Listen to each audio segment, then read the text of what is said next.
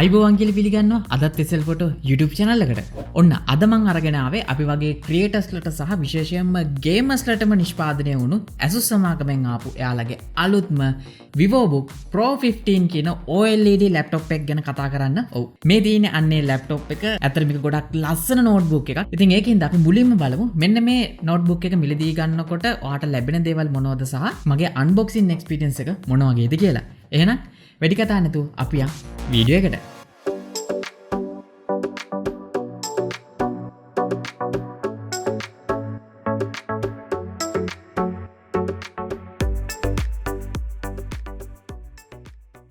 ඉතින් ඔයාලට පේනවා ඇති මේක එන්නේ ටිකක් ලොකු බොක්ස් එකක්. ඉතින් ඒක ඕපන් කරගත්ත ගමන්ම මේක අපිට වෙනම බෑක්පැක් එකක් බලා ගන්න පුළුවන්. ඒකින්ද ඔයාලට මේක වෙනම මිලදී ගන්න අවශ්‍යතාවයක් නැහැ. ගොඩක් හයි ක්වොලිටි මැටීරියල් වලින් හදපු බෑක්පැක් එකක් තමයි මේක. ඒත් එක්කම තවත් බොක්ස් එකක් තියෙනවා. ඉතින් මේ තමයි අපේ ලැප්ටොප් බොක්ස් එක. ඉතින් මේක ඕපන් කරගත්ත ගමන්ම අපිට බලා ගන්න පුළුවන් මේ තියෙන VivoBook Pro 15 OLED කියන ලැප්ටොප් එක සහ ඊට අමතරව අපිට බලා ගන්න පුළුවන් මේකට හම්බෙලා තියෙන paper works වගේම බෑක් එක ලස්සන කරගන්න පුළුවන් විදියට ස්ටිකර් පැක් එකකුත් මෙයාලා දීලා තියෙනවා. ඒත් එක්ක මේ තින්නේ අපේ power adapter එක වගේම සාමාන්‍යයෙන් ලැප්ටොප් එකක් එක්ක එන්නේ නැති mouse එකක් මේකත් එක්ක ඔයාලට නොමිලේ ලබා ගැනීමේ හැකියාවකුත් තියෙනවා.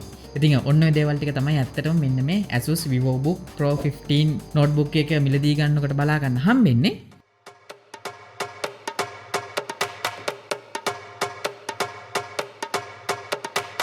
ඉතින් දැන් අපි කතා කරමු ඇත්තටම මෙන්න මේ ලැප්ටොප් එක ක්‍රියේටර්ස්ලා වෙන අපිට සහ ගේමර්ස්ලට මොන වගේ විදියටද වැදගත් වෙන්නේ කියලා.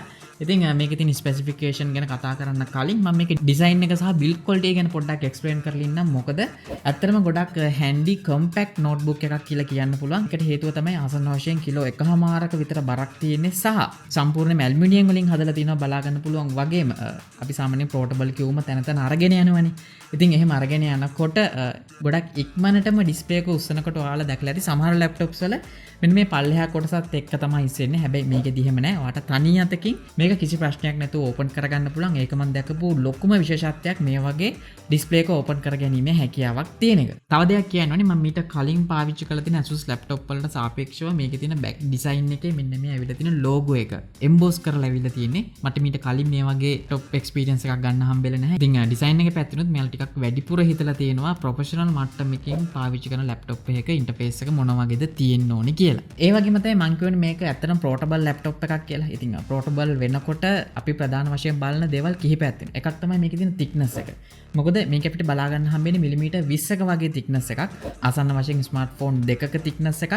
ඒත් එක්කම ඔයාලට පේනවා ඇති ඩිස්ප්ලේ එක නම් මාර විදියට මෙයාලා හීනි කරලා තියෙනවා ආසන්න වශයෙන්. මට නම් හිතෙනවා මිලිමීටර් 7ක් හෝ 6ක් වගේ ප්‍රමාණයක් කියලා. ඒ වගේම තමයි මේකේ බටන් and ports ගැන කතා කරොත් අපිට බලා ගන්න පුළුවන් USB 3.2 generation 1 වලින් ports දෙකක් තියෙනවා. ඒත් එක්කම දකුණු පැත්තට ආවොත් මේ තියෙන DC in එක ඒත් එක්කම USB 2.0 port එකක් වගේම HDMI full size port එකක් සහ USB 3.2 generation 1 USB type C port එකත් එක්කම micro SD card reader එකක් සහ අවසාන වශයෙන් 3.5mm audio port එකකුත් බලා ගන්න පුළුවන්. ඉතින් design එකේ IO ports වලට තියෙන ඔය දේවල් වගේම තමයි මේක compact සහ portable උනත් ඔයාලට පේනවා ඇති මේක අපිට තියෙනවා full size keyboard එකක්. ඒ කියන්නේ අපිට number pad එකත් වෙනම මේකේ බලා ගන්න පුළුවන්.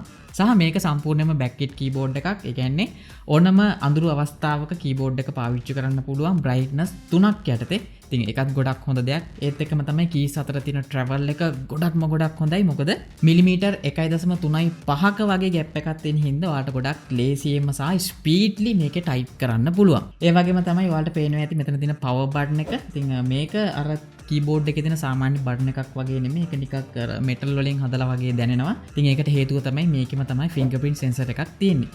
ඒකින්ද ගොඩක් හොඳ මට්ටමේ ආරක්ෂාවක් මෙන්න මේ බයෝමැට්‍රික් සෙන්සර් එක හරහා බලා ගන්න පුළුවන්. ඉතින් ආරක්ෂාව ගැන කතා කරනවා වගේම තමයි ප්‍රයිවසි එකත් ගැන කතා කරන්න ඕනේ කියන්නේ පෞද්ගලිකත්වය. මොකද ගොඩක් ලැප්ටොප්ස් වල ඔයාලා දැකලා ඇති ඒකට එන වෙබ්කැම් එක අපි දන්නේ නැහැ මොන වෙලාවෙද ඔන් වෙලා තියෙන්නේ මොන වෙලාවෙද ඕෆ් වෙලා තියෙන්නේ කියලා. ඉතින් ඒකට හොඳම සොලියුෂන් එකක් මෙයාලා දීලා තිනවා. මොකද මේක අපිට වෙබ්කැම් ෂීල්ඩ් එකක් තියෙනවා.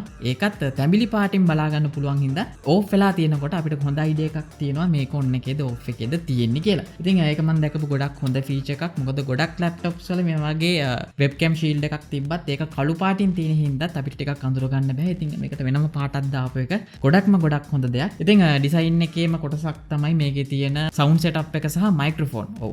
මේක අපිට වට පේනවා ඇති උඩ බාර් එකේ මයික්‍රොෆෝන්ස් 3ක් තියෙනවා. ඉතින් ඒකෙන්ද ඔන්න Zoom classes වලට සහභාගී වෙනවා නම් මීටින් වලට වගේ සහභාගී වෙනවා නම් ගොඩක් හොඳ මට්ටමේ ඔයාගේ වොයිස් එක එහා පැත්තේ ඉන්න කෙනාට අහින්න තමයි මේ වගේ මයික්‍රොෆෝන්ස් 3ක් දීලා තියෙන්නේ. ඒ වගේම තමයි සවුන්ඩ්ස් ගැන. Asus ලගේ සවුන්ඩ්ස් ගැන අහන්න දෙයක් නැහැ. මොකද එයාලගේ හැම ලැප්ටොප් එකක්ම වගේ Harman Kardon සවුන්ඩ් වෙරිෆයිඩ් වෙලා තියෙන හින්දා ගොඩක් හොඳ මට්ටමේ ක්ලියර් සවුන්ඩ් එකක් එක්ස්පීරියන්ස් කරන්න පුළුවන්. ඉතින් එහෙම කියලා ගොඩාක් ලොකු සද්දයක් නෙමේ ක්ලියර්.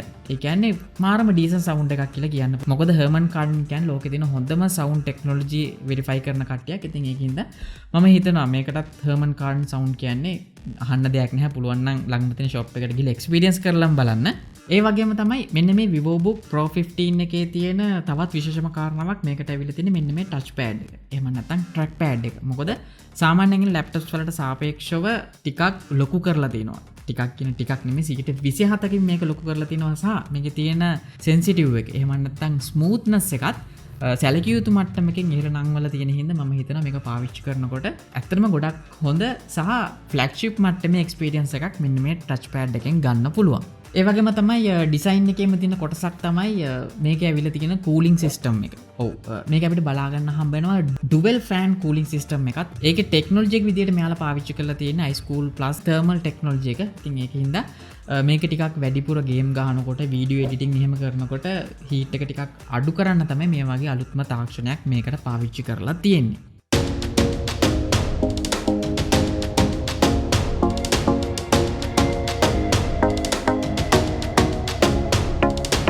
ඉතින් දැන් කතා කරන්න යන්නේ මං ආසම ෆීචර් එක මෙන්න මේ ලැප්ටොප් එකේ තියෙන. ඒ තමයි මේකේ තියෙන ස්ක්‍රීන් එක. බැලු බැල්මට සාමාන්‍ය ලැප්ටොප් එකක් වගේ නෙමෙයි. මොකද සාමාන්‍යයෙන් අපි දැකලා තියෙනනේ ගොඩක් ලැප්ටොප්ස් වල තියෙන IPS LCD පැනල්. හැබැයි මේකේ තියෙන්නේ OLED පැනල් එකක්. ඒකින්ද සාමාන්‍යයෙන් මේ වෙනකොට පාවිච්චි කරන OLED පැනල් තියෙන ස්මාර්ට්ෆෝන් එකක් අරගෙන බලන්නකො LCD වලට සාපේක්ෂව කොහොමද ඒකේ තියෙන වෙනස කියලා. ඔව් ඒ විදිහෙම වෙනසක් මෙන්න මේ ලැප්ටොප් එක හරහාත් බලාගන්න පුළුවන්. LCD එකක් එක්ක බලද්දී මාරම කලර් එක්ස්පීරියන්ස් එකක් මෙන්න මේ OLED ඩිස්ප්ලේ එක හරහා එක්ස්පීරියන්ස් කරන්න පුළුවන්. ඉතින් ඩිස්ප්ලේ එකේ ස්පෙસિෆිකේෂන් ගැන කතා කරොත් මේක අපිට බලා ගන්න හම්බෙන්නේ 16:9 කියන ඇස්පෙක්ට් රේෂියෝ එකෙන් ආපු අඟල් 15.6ක OLED පැනල් එකක්. ඒත් එක්කම මේක අපිට 184ක ස්ක්‍රීන් ටු බොඩි රේෂියෝ එකක් සහ Full HD plus resolution නගයක් බලා ගන්න පුළුවන් වගේම මෙන්න මේ OLED පැනල් එකේ තියෙන රෙස්පොන්ඩ් රේට් එක ගත්තොත් 0.2කට මෙයාලා අඩු කරලා දෙනවා. ඒකින්ද ඔයාලා මේකේ මොකක් හරි ඉන්පුට් එකක් කරද්දී අර මිලිසෙකන්ඩ් ගානකින් මේක රෙස්පොන්ස් කරනවා මිලිසෙකන්ඩ් දෙකකින්. ඒකින්ද ඔන්න ගේම්ස් ගහන අයට විශේෂයෙන්ම ගොඩක් හොඳ ලෝ ලේටන්සි මෝඩ් එකක් යටතේ ගේම්ස් ප්ලේ කරන්නත් පුළුවන්. ඒ වගේම තමයි වීඩියෝ එඩිටර්ස්ලට විශේෂයෙන්ම මම නම් මේකේ ගොඩක්ම කර ගේම් ගහනවට වඩා වීඩියෝ එඩිට් කරන එක. ඉතින් වීඩියෝ එඩිට් එකේදී නම් මාරම ක්වොලිටි එක්ස්පීරියන්ස් එකක් ගන්න පුළුවන්. මොකද විශේෂම කාරණා මේක 100%ක්ම DCI P3 කියන කලර් ගැමට් එක තියෙනවා වගේම මේක අපිට 133ක sRGB කලර් සපෝට් කරන හින්දා ඔයා මේකේ ෆොටෝ එකක් එඩිට් කරත් print එකකින් එන output එක කිසි ප්‍රශ්නයක් නැතුව මෙන්න මේ ඩිස්ප්ලේ එකෙන් බලා ගැනීමේ හැකියාවක් තියෙනවා. ඉතින් IPS LCD පැනල් එකකට සාපේක්ෂව කෙටියෙන්ම කිව්වොත් මේ OLED පැනල් එක වෙනස් වෙන්නේ අපිට IPS පැනල් එක කළු පාට හරිම කළු පාට බලා ගන්න බෑ. හැබැයි මෙන්න මේ OLED පැනල් එකේදී කළු කියන්නේ කළුම තමයි. අහන්න දෙයක් නැහැ. මම වීඩියෝ එක පටන් ගන්න කලින්ම කිව්වනේ මේක ඕල් රවුන්ඩ් වැඩ කරන්න පුළුවන් જાති ලැප්ටොප් එකක් කියලා. ඒ කියන්නේ මේක අපිට ප්‍රොෆෙෂනල් මට්ටමින් ගේම් ගහන්න පුළුවන්, ප්‍රොෆෙෂනල් මට්ටමින් වීඩියෝ එඩිට් කරන්න පුළුවන්, සහ ෆොටෝ එඩිට් කරන්නත් පුළුවන් කියලා. ඒ කියන්නේ කන්ටෙන්ට් ක්‍රියේටර්ස්ලට සහ ගේමර්ස්ලට. ඉතින් ඔන්න ඔය වගේ වැඩ කරන්න ඇත්තටම ඒකට සාපේක්ෂව මේකේ තියෙන ස්පෙસિෆිකේෂන් උත් වැඩි වෙන්න ඕනේ. ඔව් ස්පෙසිෆිකේෂන් ගැන විශේෂයෙන්ම කියන්න දෙයක් තියෙනවා. මොකද මේක අපිට බලා ගන්න හම්බ වෙනවා 16GB RAM එකක් 512GB NVMe SSD hard drive එකක් තියෙනවා. ඉතින් ඔන්න ඔය දෙකම ඇති ඔයාලට හිතා ගන්න මේකේ තියෙන ස්පීඩ් එක මොන වගේද කියලා. ඒ වගේම තමයි මේකට අවිලා තියෙන ප්‍රොසෙසර් එක. මොකද Ryzen 9 5900HX කියන CPU එක තමයි මේකේ බලා ගන්න පුළුවන්. විශේෂයෙන්ම මේකේ CPU cores 8ක් සහ thread 16ක් තියෙනවා. ඉතින් ඒක හින්දා මේ වෙනකොට ඔයාලා පාවිච්චි කරන ඕනම ඇප්ලිකේෂන් එකක් මේකේ කිසිම ලැග් එකක් නැතුව මේකේ හැන්ඩල් කරන්න පුළුවන්. ඒ වගේම තමයි මේකට ඇවිල්ලා තියෙන VGA කාඩ් එක. සාමාන්‍යයෙන් මේ දවස්වල VGA කාඩ් එකක් ගන්න ගියොත් ඉතින් වකුගඩුත් දෙන්න වෙනවා කියලා අදහසක් තියෙනවනේ. කොහොම නමුත් මේක අපිට බලා ගන්න හම්බ වෙනවා Nvidia GeForce RTX 3050 කියන VGA එක. ඉතින් මේ විජය ගැන ඉතින් කතා කරන්න දෙයක් නැහැ. ඔයා ගේම කෙනෙක් නම් සහ හැමතිස්සෙම laptops ගැන VGA card ගැන හොයන කෙනෙක් නම් දන්නවා මේකේ තියෙන performance මොන වගේද කියලා. ඉතින් මේකේ තියෙන සමස්ත ස්පෙસિෆිකේෂන් එකතු වුණාට පස්සේ මේක perform කරන හැටි ගැන ඉතින් වෙනම කියන්න අවශ්‍යතාවයක් නැහැ. games ගහන්න පුළුවන් කිසිම ප්‍රශ්නයක් නැතුව, video edit කරන්න පුළුවන් කිසිම lag එකක් නැතුව, Photoshop වල උනත් camera raw එක උනත් කිසිම lag එකක් නැතුව handle කරන්න පුළුවන්. ඉතින් ඒකයි මම මුලින්ම සඳහන් කරේ මෙන්න මේ Asus VivoBook Pro 15 කියන laptop එක ඇත්තටම ක්‍රියේටර්ස්ලට සහ ගේමර්ස්ලටම ස්පෙෂලි හදපු ලැප්ටොප් එකක් කියලා.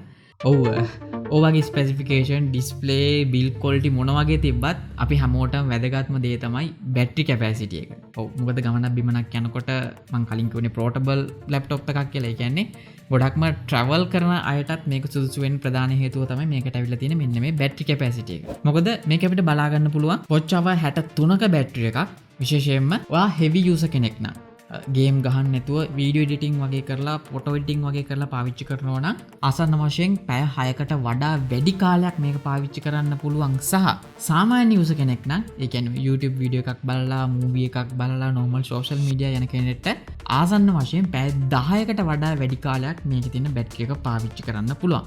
හැබැයි ඔයා heavy gamer කෙනෙක් නම් හැමතිස්සම Witcher 3 වගේ ගහනවා නම් මේක ආසන්න වශයෙන් පැය 2කමාරක් විතර තමයි පුළුවන් වෙන්නේ. ඒකත් high graphics දාලා. එහෙම නැත්නම් ඒකත් ටිකක් වැඩි කාලයක් පාවිච්චි කරන්න පුළුවන්. හැබැයි ඉතින් average user කෙනෙක් විදියට ගත්තොත් මම හිතනවා මට හොඳටම ප්‍රමාණවත් ආසන්න වශයෙන් පැය 7ක් විතර එක දිගට මට අවශ්‍ය වැඩ කටයුතු මෙන්න මේ laptop එක හරහා කරගන්න. ඉතින් මෙන්න මේ Asus VivoBook Pro 15 OLED කියන laptop එක ඔයාලට ලංකාවේ රුපියල් 2,90,000ක ඉඳන් තමයි price එක start වෙන්නේ. සහ ඒක මිලදී ගන්න අවශ්‍ය links මම පල්ලෙහා දාලා තියන්න. ඉතින් මෙන්න මේ notebook එක ගැන මට අවසාන වශයෙන් කියන්න තියෙන්නේ මම මෙන්න මේ price range එකත් එක්ක තමයි මේකේ තියෙන වටිනාකම කියන්නේ. ආසන්න වශයෙන් ලක්ෂ 3කට වඩා අඩුයි. හැබැයි RTX 3050 කියන VGA එක තියෙනවා. latestම Ryzen 9 5900HX කියන processor එකත් include කරලා තියෙනවා. ඉතින් මේ වීඩියෝ එක දාන දවසේ ඉඳන් මාස 2කට විතර කලින් තමයි මේ processor එකත් ලෝකේ launch උනේ. ඉතින් ඒකෙන්ද latestම processor එකක් තියෙනවා, 16GB RAM එකක් තියෙනවා, NVMe hard disk එකක් තියෙනවා. සහ OLED පැනල් එකක් තියෙන හින්දා මම හිතනවා ආසන්න වශයෙන් රුපියල් 3,50,000කටත් වඩා මෙන්න මේ ලැප්ටොප් එක වටිනවා කියලා. ඉතින් ඔයාගේ අදහස මොකද්ද මෙන්න මේ Asus VivoBook Pro 15 කියන ලැප්ටොප් එක ගැන? මතක ඇතුව ඔයාලගේ අදහසත් පල්ලා කමෙන්ට් සෙක්ෂන් එකේ දාන්න. ඒ වගේම මේ වීඩියෝ එක බලන්න පළවෙනි පාට නම් ඔයාලට පුළුවන් පල්ලා තියෙන රතු පාට subscribe button එක press කරලා subscribe වෙන්න වගේම ඊට හැපැත්තින් bell icon එක press කරොත් තමයි මේ වගේ දාන හැම වීඩියෝ එකක්ම හැමෝටම කලින් ඔයාලට බලා ගන්න පුළුවන් වෙන්නේ. එහෙනම් මගේ නම නලින්ද SL ෆොටෝ ගතින් අපි හම්බෙමු ඊළඟ වීඩියෝ එකේ.